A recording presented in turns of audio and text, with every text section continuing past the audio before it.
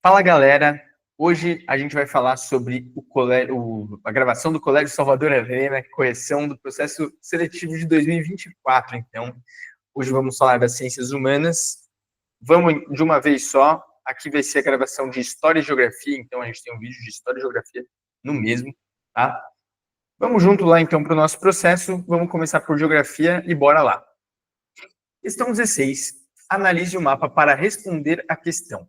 Bom, nós temos aqui 3 relevos marcados, né? Esse mapa aqui de relevo do Brasil, que ele é um pouco diferente do mais atual que a gente tem, que é do professor Jurandir Ross, que está falando ali sobre as depressões, também, além dos planaltos e das planícies. Se a gente já viu um mapa de relevo do Brasil como esse, a gente sabe que ele foi feito, né? Essa demarcação do relevo foi feito por um geógrafo chamado Aziz Absaber.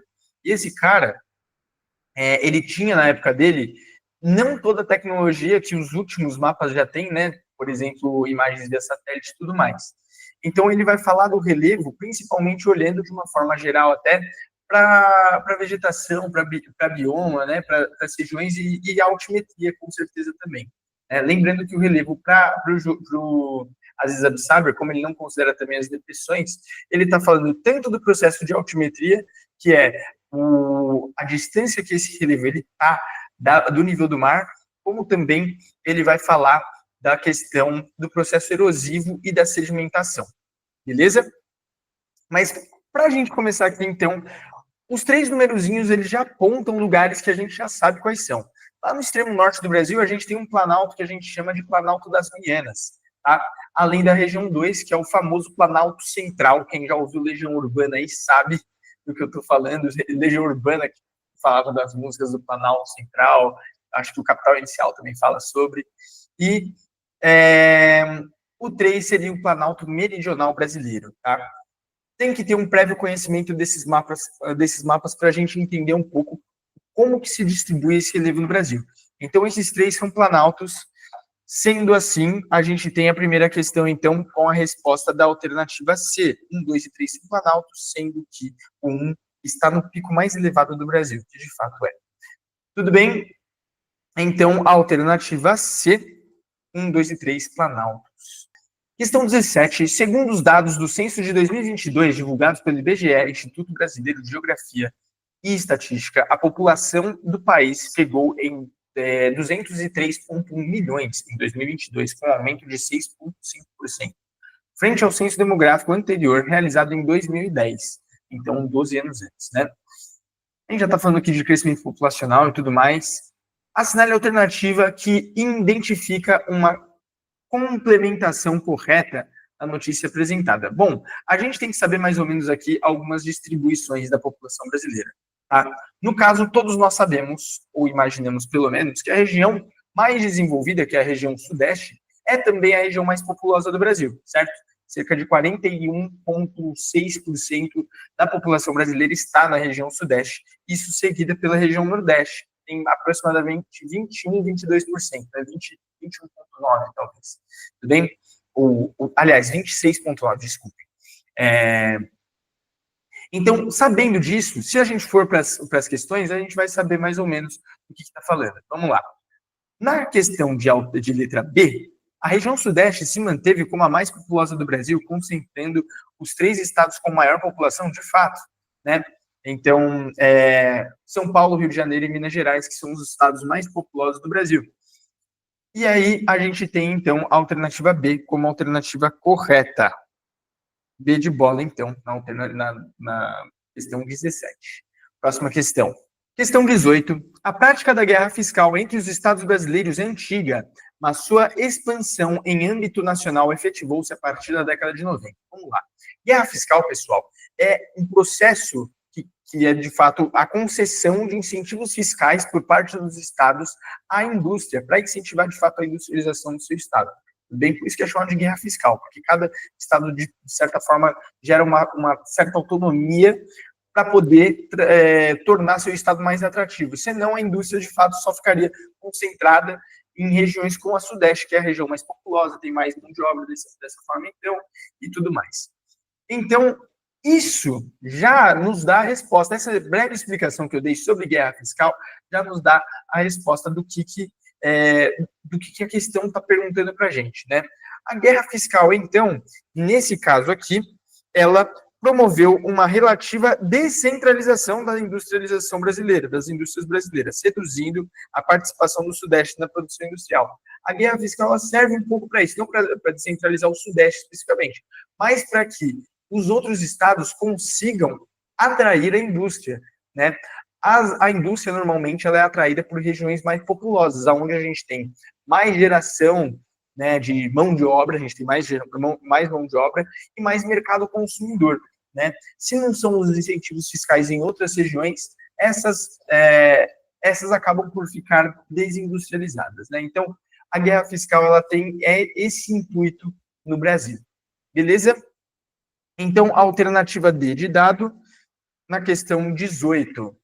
Próxima questão. Começa nessa quarta-feira a Cúpula da Amazônia, evento que reunirá 8 chefes de Estado de países da Amazônia para discutir iniciativas para desenvolvimento sustentável na região.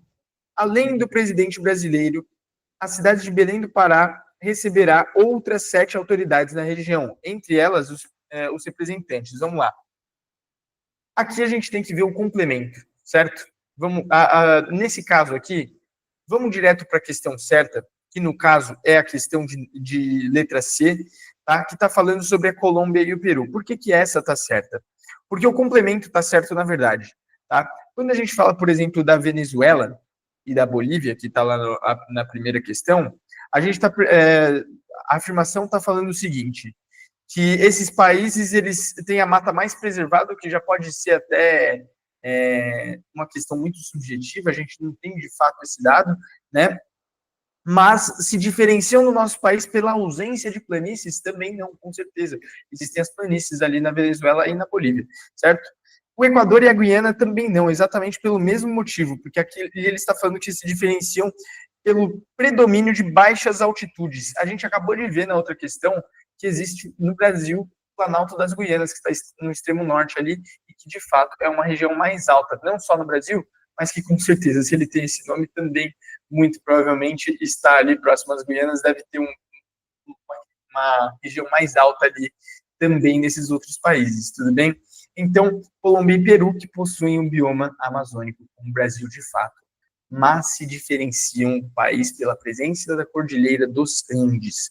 Perfeito. Letra C, então. Beleza? Questão de número 20. Analise o mapa para responder à questão. O mundo no século XXI. Bom, no século XXI a gente tem aqui um mapa todo pintadinho, né? Temos aqui alguns países específicos pintados, né? Alguns países na América do Sul, América Central, norte da Ásia e Europa ali, que a gente já sabe que é a Rússia, a China e a Índia, né? Bom, vamos lá, aqui já tem mais ou menos claro o que a gente quer, se a gente sabe mais ou menos de questões do mapa mundi, né? Onde que estão localizados, quais são esses países aí, beleza? Vamos lá. Considerando as características da globalização em curso no mundo, assinale a alternativa que identifica correta e respectivamente as legendas 1 e 2 do mapa. Vamos lá. Número 2, temos bolinhas em vários lugares do mapa, principalmente no Brasil, na Rússia, na Índia, na África do Sul e na China. 5 paizinhos aí, que representam, pessoal, coincidentemente também, a sigla do que a gente chama de BRICS, né? Para quem não sabe, BRICS significa Brasil, Rússia, Índia, China e África do Sul, com S de South Africa. Tudo bem? Então, esse é o único que está falando de fato dos BRICS. Beleza? E os outros, então, sabendo que os BRICS, o que são, né? A gente sabe que também são os países emergentes, como, por exemplo, o México, o Egito, que está ali, beleza? Enfim. Hoje em dia, obviamente, que a gente não tem só esses países fazendo parte dos BRICS, e também não são só esses os considerados países emergentes, certo? Mas a única que está falando dos BRICS, que é, de fato, a questão número 2, é a letra A. Então, questão 20 aí, letra A. Países emergentes e integrantes dos BRICS. Próxima questão. Questão 21. O que a China faz hoje é privilegiar uma região do mundo que foi domínio político da Europa durante o século. O segundo ponto é que os chineses aprenderam que a região precisa de investimentos em infraestrutura para conectar o seu mercado interno. Além disso, Pequim tornou-se um grande exportador de bens, mas precisa de mercadorias produzidas por países da região. Gente, ele já está falando aqui que esses países da região já foram de domínio geopolítico da Europa, né? A gente sabe que o domínio europeu no mundo todo, de certa forma, ele é generalizado, né? Mas tem um momento específico que a gente fala da dominação europeia sobre esse continente, tá? E que, de fato, buscava esse continente principalmente por mercadorias produzidas nos países dessa região, né? Já que Pequim, no caso, é um exportador de bens e a Europa também sempre foi, certo? Quais mercadorias seriam essas? No caso, a gente está falando de matéria-prima, né?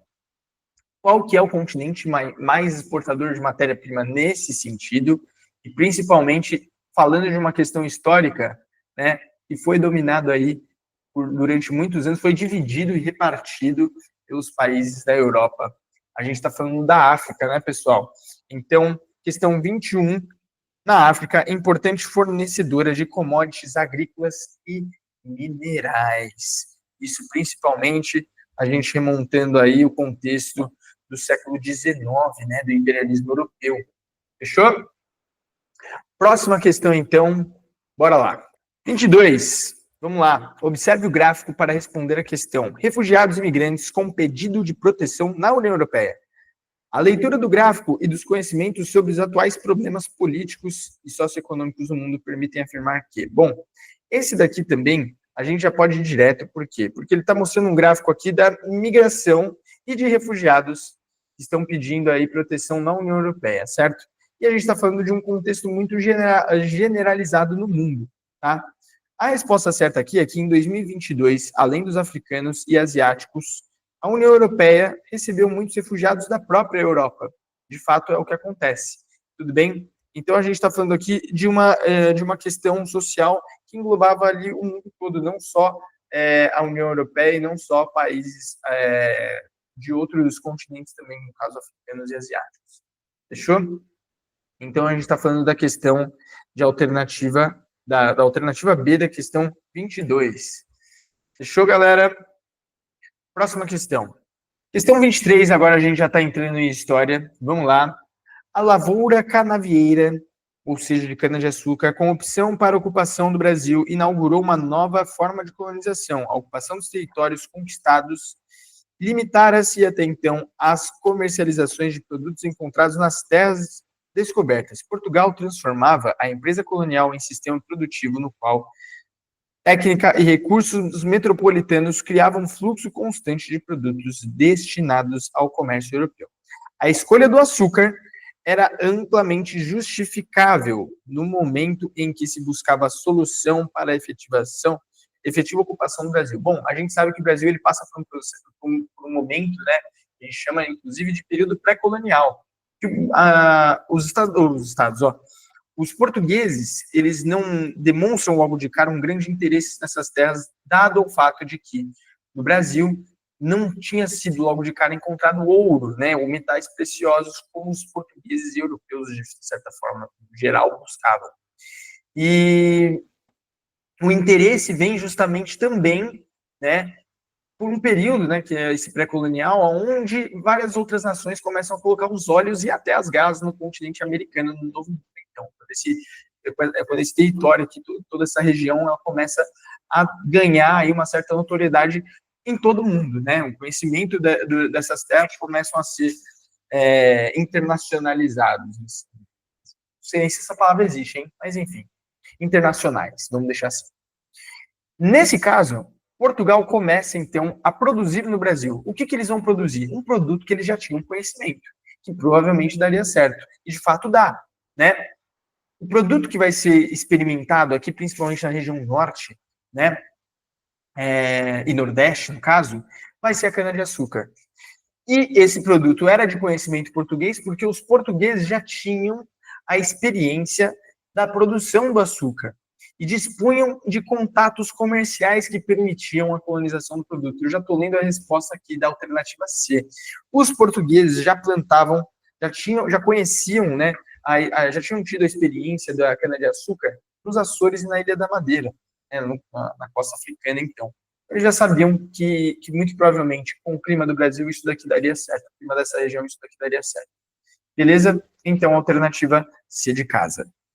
Questão 24. A notícia de abdicação de Dom Pedro I foi recebida com surpresa por quase todos no dia 7 de abril de 1831, no caso.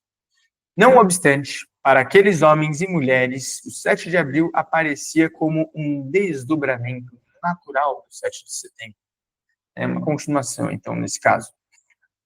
A abdicação de Dom Pedro I pode ser considerada um desdobramento do 7 de setembro, por quê?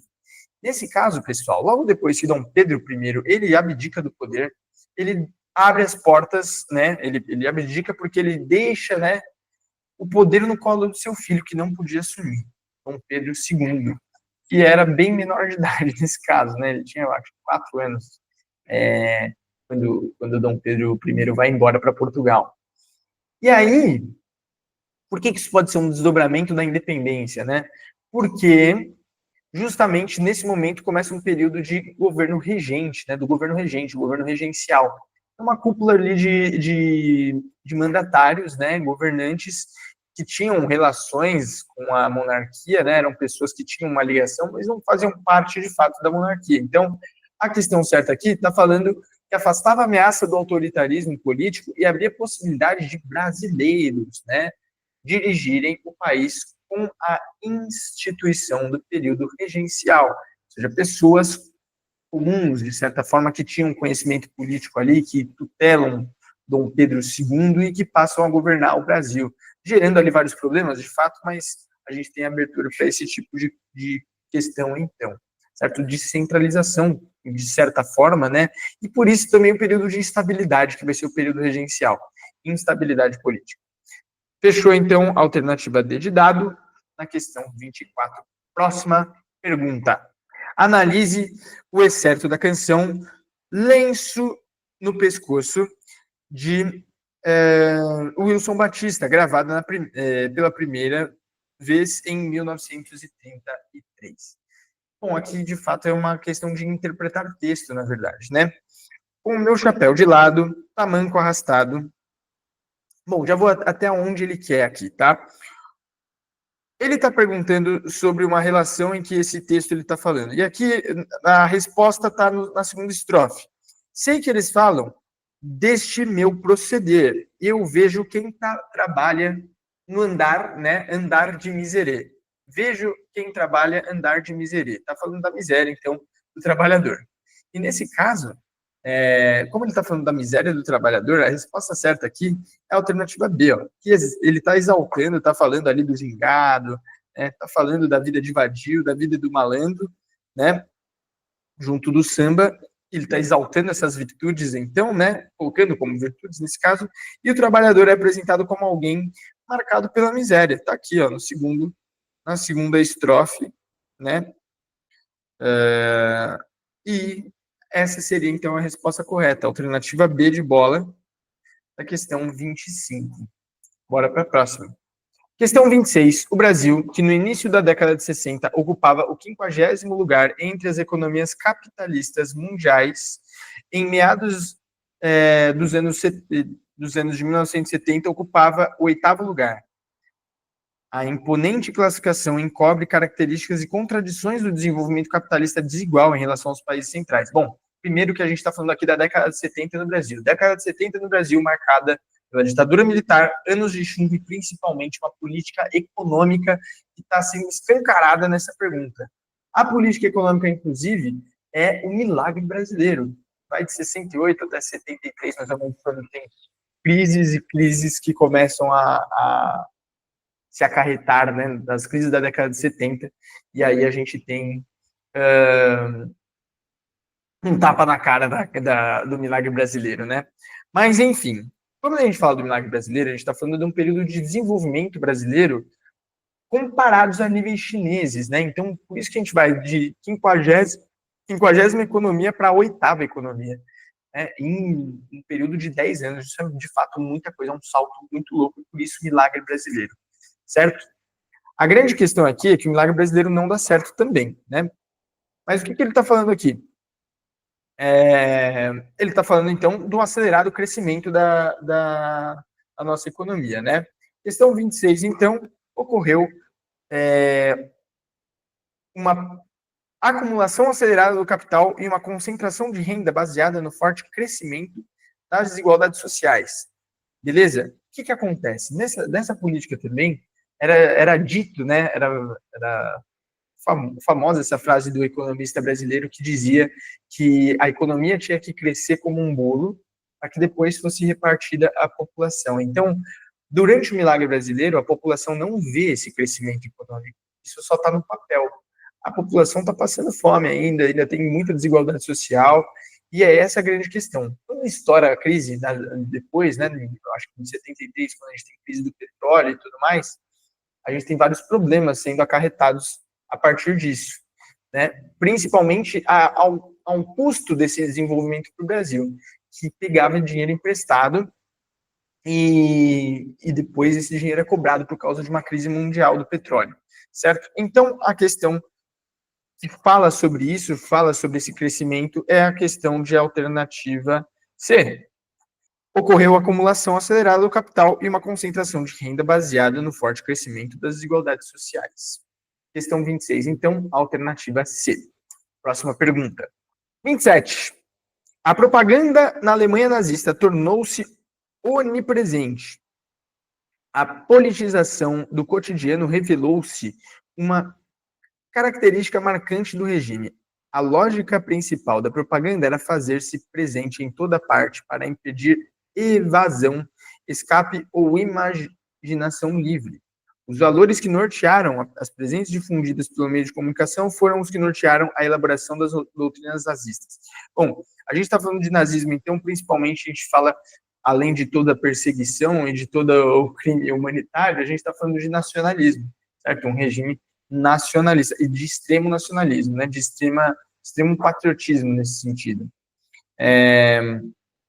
Então, a gente está falando aqui da primeira questão. Vamos lá. Entre os valores mencionados pelo excerto, é correto citar a substituição do individualismo pelo coletivismo. Isso faz parte desses valores nacionais aqui, então, né? Desses valores da unidade do nazismo nesse sentido. A valorização da nação como um bem supremo, a formação do homem novo e da sociedade perfeita, isto é, ordeira, harmônica e coesa. Bom, é tudo que o nazismo é. Está falando principalmente, então, aqui, nessa primeira opção. A gente tem a questão da raça ariana, né, da raça superior, que era tratada numa pauta nazista nesse sentido, e da questão do nacionalismo violento nesse sentido também. Beleza? Então, alternativa A gente tem, então, na questão 27. 27, alternativa A. Bora para a próxima questão. Questão 28. Ao longo dos anos de 1950, a Alemanha Ocidental experimentou um impressionante crescimento econômico, voltado a ser uma das economias mais fortes da Europa. Governada por uma democracia liberal e pautada pelo respeito às liberdades civis, o lado ocidental atraía muitos alemães orientais. Entre 50 e 53, 700 mil pessoas deixaram o lado comunista, fugindo pela fronteira aberta de Berlim, cidade dividida entre a zona soviética e ocidental. Vamos lá, pessoal. A gente está falando, então, do contexto de Guerra Fria, né? E no contexto de Guerra Fria, a gente sabe que a Alemanha foi dividida em dois, oriental e ocidental, uma parte comunista e uma parte capitalista. Na verdade, foram 4 divisões, tá? Só que a gente tem a divisão no meio de Berlim e da Alemanha, então, entre capitalista e socialista nesse sentido. Vamos se atentar a isso, beleza? O lado capitalista, ele se desenvolve de forma exponencial, né? Enquanto o lado comunista, nem tanto. A grande questão é a seguinte: o que é feito nesse momento é o que todo mundo já ouviu falar, pelo menos, que é, de fato, o mundo de Berlim, uma divisão física para separar, então, as duas Alemanhas e impedir essa transição de pessoas de um lado para o outro, tá? A questão que está falando sobre essa divisão física é a letra B. Construiu um muro para separar as duas partes da cidade, com torres de vigilância, cercas de arame farpado e fossos difíceis de serem atravessados. Bom, isso é verdade, tá? Em alguns locais nem era, de fato, um muro físico, assim, era uma cerca de arame farpado só e tal, mas o muro de Berlim, ele ficou conhecido e depois a queda dele também foi muito marcante, certo? Questão, então, 28, alternativa B de bola. 29 e última questão. À medida que a década de 70 passava para a de 80, foi ficando cada vez mais claro que havia alguma coisa de seriamente errado em todos os sistemas socialistas que assim se consideravam. A gente está falando, então, da década de 70 para a década de 80, a gente está falando do começo do fim, da decadência, então, do regime socialista no mundo, certo? Essa decadência, ela está marcada nesse momento, e a gente está falando, então, que inclusive, né, vai culminar ao fim da União Soviética, lá na década de 90, mas um processo, então, de dissolvimento desse sistema, então, tá? A partir do momento que começa a entrar em crise, é esse momento, certo? No contexto apresentado, a economia soviética mostrava que a opção de privilegiar a produção de bens, consumos duráveis, não, com certeza. 29 e última questão. À medida que a década de 70 passava para a de 80, foi ficando cada vez mais claro que havia alguma coisa de seriamente errado em todos os sistemas socialistas que assim se consideravam. A gente está falando, então, pessoal, na virada da década de 60 para a década de 80, 70 para 80, desculpa, a gente tem o processo de decadência da União Soviética, certo? E todos os sistemas, então, que dependiam desse modelo econômico começam a ruir junto com a chamada União Soviética, beleza? Nesse contexto, então, a alternativa que vai contemplar esse fato da decadência é a alternativa D, que revelava a diminuição do seu ritmo, com quedas constantes no PIB, né, do Produto Interno Bruto, na produção industrial e na produtividade do trabalho. Então, a decadência, assim, do regime soviético. Dentro da União Soviética, então, o regime socialista, aliás, a alternativa D de dado na questão 29. Bom, vou ficando por aqui. Curte, comenta e compartilha o nosso videozinho. Tamo junto e até a próxima correção. Valeu, galera!